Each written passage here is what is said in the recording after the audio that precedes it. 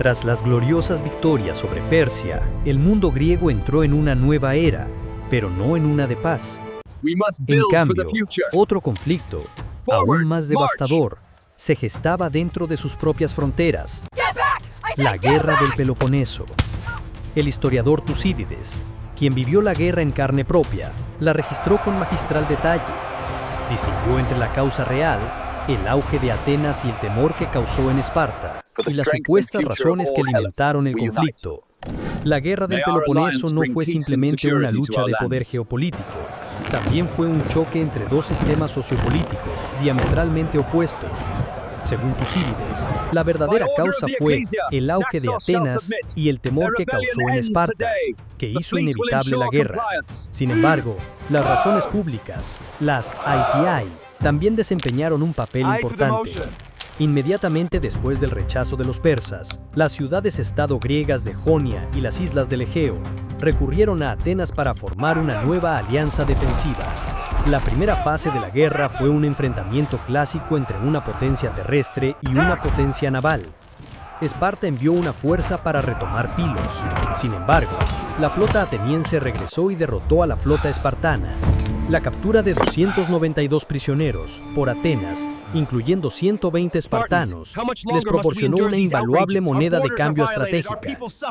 Este evento conmocionó a todo el mundo griego.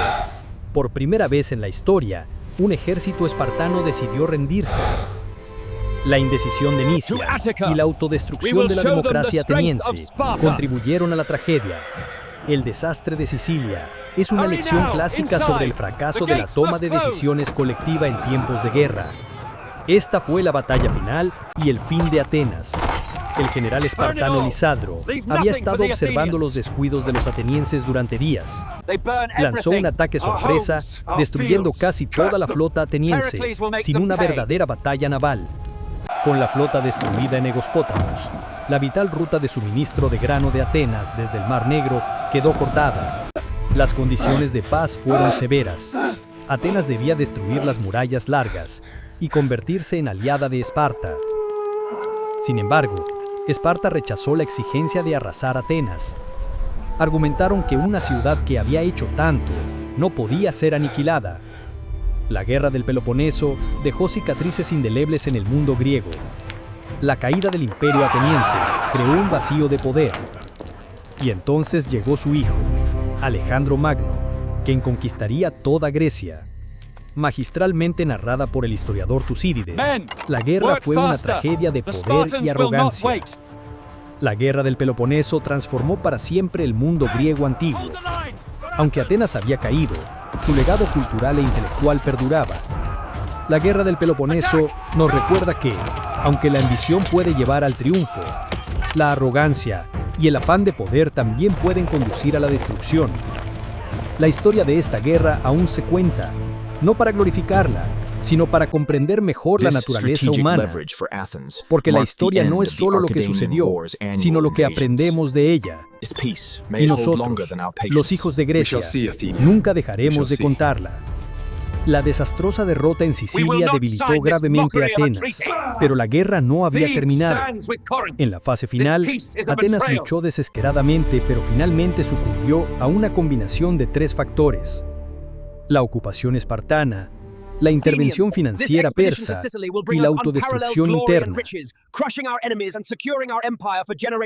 Siguiendo el fatal consejo de Alcibíades, en la primavera del 413 a.C., los espartanos, bajo el mando del rey Agis II, capturaron y fortificaron la fortaleza de Decelia, situada en el noroeste del Ática.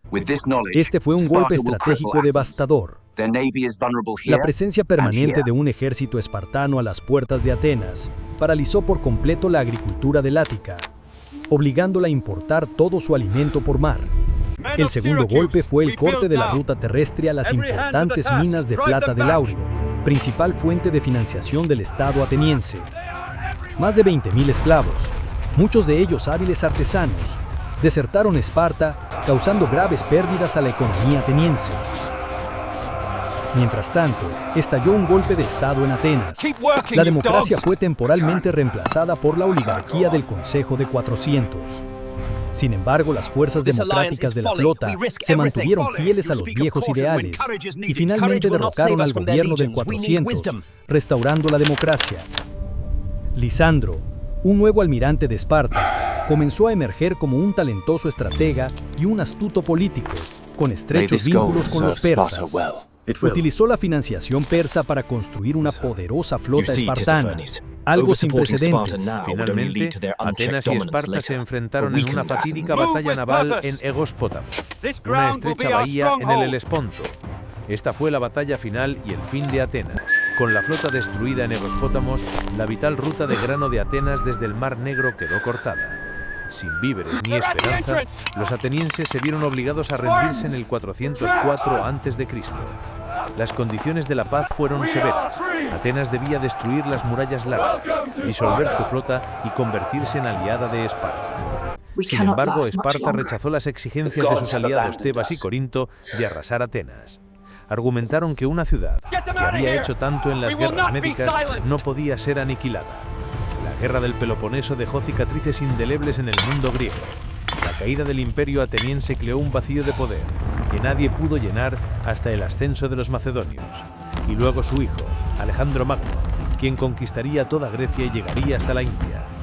Crónica magistral del historiador Tucídides, la guerra es una tragedia de poder, arrogancia y colapso inevitable. La guerra del Peloponeso transformó para siempre el mundo griego antiguo y dejó lecciones para todos los tiempos. Aunque Atenas cayó, su legado cultural e intelectual perdura, inspirando miles de años después. Es un símbolo de la eterna vitalidad de las ideas.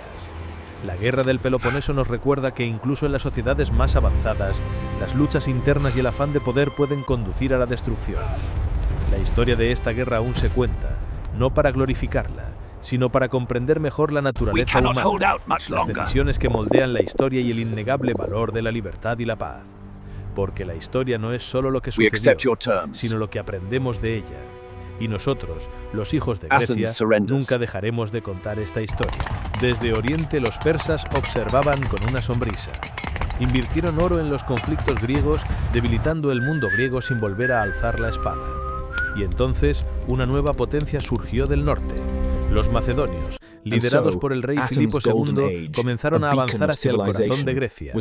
Los griegos, cansados de la división y la guerra, fueron incapaces de unirse contra el nuevo invasor. Finalmente, Alejandro Magno, hijo de Filipo, puso fin a la era de las ciudades-estado independientes de una vez por todas. Grecia entró en una nueva era bajo la sombra de un imperio. La guerra del Peloponeso transformó para siempre el antiguo mundo griego. Pero de sus cenizas se aprendieron grandes lecciones. Lecciones sobre la arrogancia, sobre la división y sobre el verdadero valor de la libertad y la paz. Aunque Atenas cayó, su legado cultural e intelectual perdura, inspirando miles de años después. Es un símbolo de la eterna vitalidad de las ideas. La guerra del Peloponeso nos recuerda que incluso en las sociedades más avanzadas, las luchas internas y el afán de poder pueden conducir a la destrucción. La historia de esta guerra aún se cuenta, no para glorificarla, sino para comprender mejor la naturaleza humana, las decisiones que moldean la historia y el innegable valor de la libertad y la paz. Porque la historia no es solo lo que sucedió, sino lo que aprendemos de ella. Y nosotros, los hijos de Grecia, nunca dejaremos de contar esta historia.